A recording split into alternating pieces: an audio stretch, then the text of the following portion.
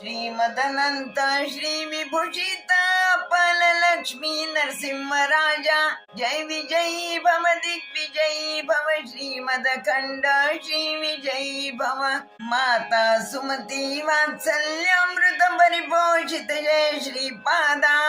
जय विजयी भव दिग्विजयी भव श्रीमदखंड श्री विजयी भव सत्य ऋषीश्वर द्वैतानंदन बपनाचार्य नुत श्री चरणा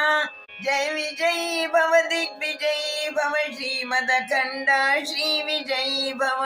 सावित्री काटक चैन पुण्य फल भरद्वाज ऋषि गोत्र संभवा जय विजयी भव दिग्विजयी भव श्रीमदखंड श्री विजयी भव दौचपाति देव लक्ष्मी गण संख्या बोधित श्री चरणा जय विजयी भव दिग्विजयी भव श्रीमदखंड श्री विजयी भव पुण्य रूपिणी राजमांब सुत गर्भ पुण्य फल संजाता